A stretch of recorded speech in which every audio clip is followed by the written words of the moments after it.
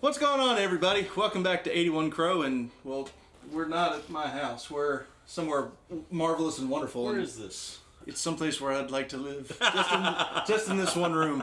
We are sitting with the Banjo Player of the Year, and it is a very, very well-deserved and earned title. This is Ned Luberecki. He is the man, the myth, the legend, Mr. Top Tension, Mr. Style 7, which is actually kind of why I'm here.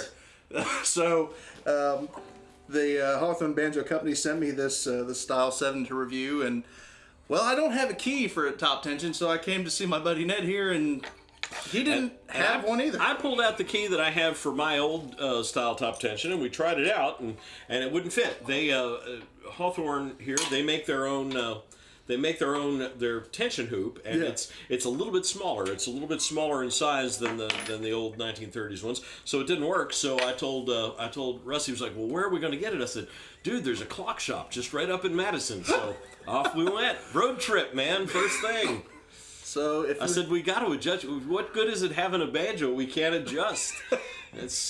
You haven't lived until you've gotten in a vehicle with this man with a banjo going to a clock shop looking for a specific key. We got to see somebody lose a whole load of lumber on the road, and a fire truck came and ran over it. It was exciting.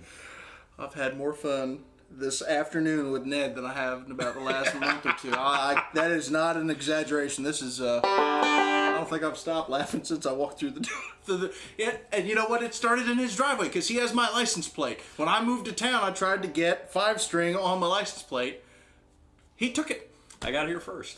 He did. He did. So it's legit. He beat me to it. But it's just like, really? I finally found it. It was you. It was me. It was you. You should have called. Next time I will.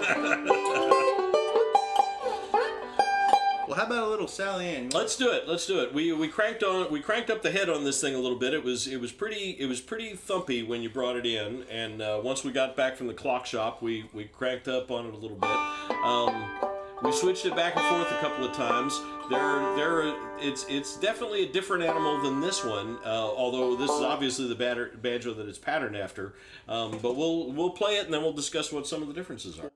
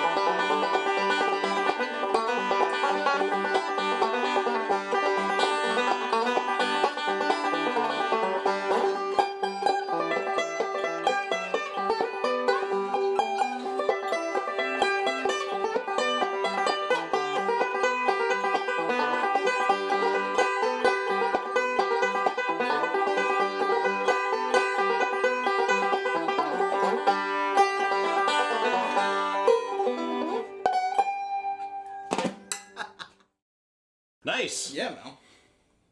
So, what do you think are some of the differences besides that one is, did you say that one was number 2? It was, I think, the second one made. It was, this was 1392-2, or -2 is the serial number, or the FON, whatever number you decide to call it. The first one, the 1392-1, according to Greg Ernest's website, was the first TB7 to leave the factory as a salesman sample, and this one was sold the same day to a music store in where did we say it was? It was Reading, Pennsylvania. So go Pennsylvania, PA, man. There you go. East Coast. So this one, obviously, it started its life as a tenor. The tenor neck is hanging on the wall over there. So I still have all the parts to it.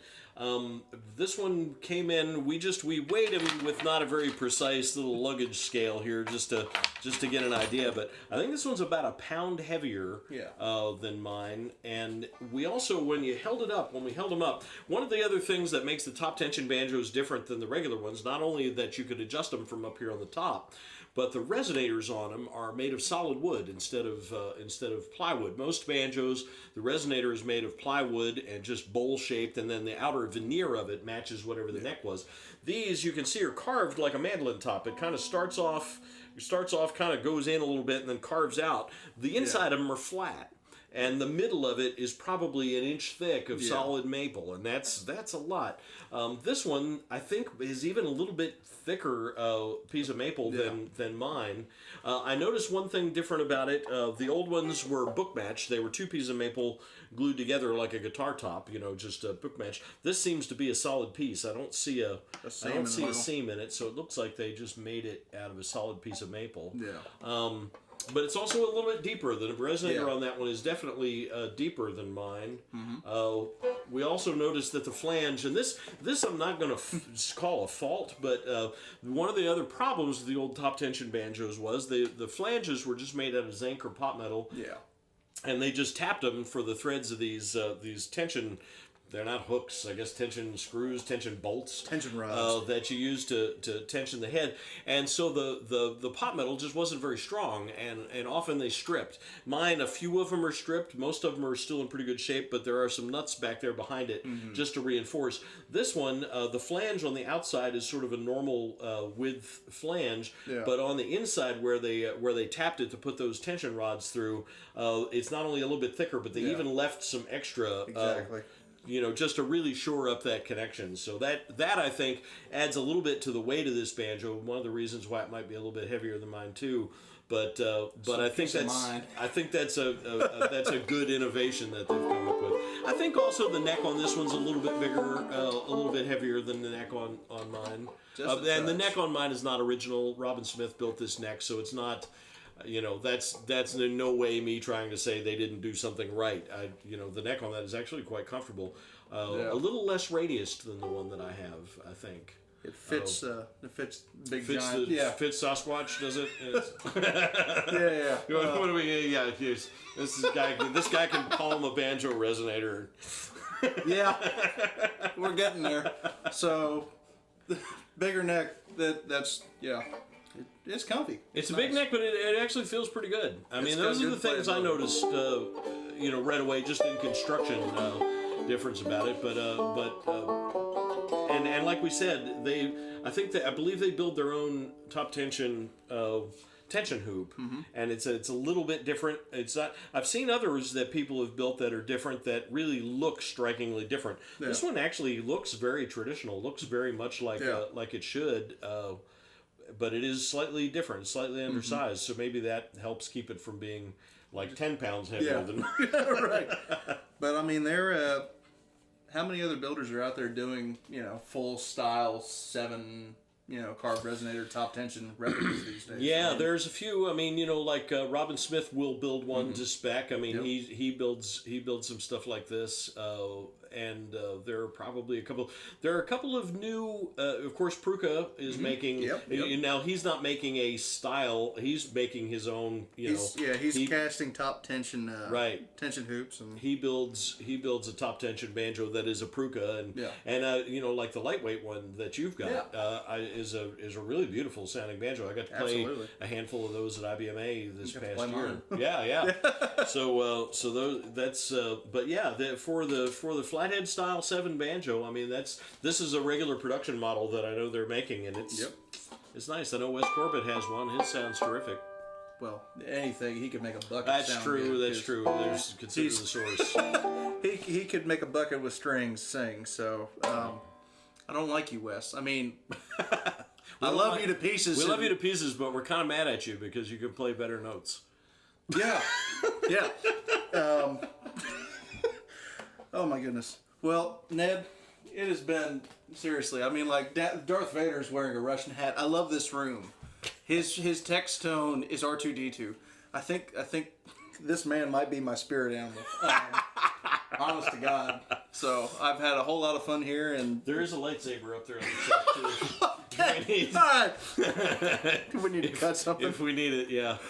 Ned, thanks for coming over. It was fun. Oh my God, thank you for having me. We'll do it again. Next time we'll go out and have coffee and get really crazy. Oh yeah, I made him a cappuccino too. Yeah.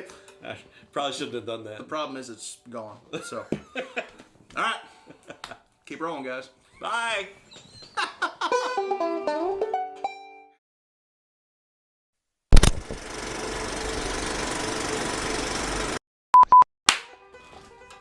There, now you can sing it.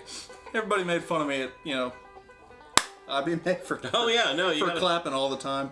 Now we're sunk. Now we are sunk. If we weren't sunk before, we're totally sunk now. Yeah, if we weren't sunk, somebody would throw us one of these and we'd sink right to the bottom, man. When in doubt, add more metal.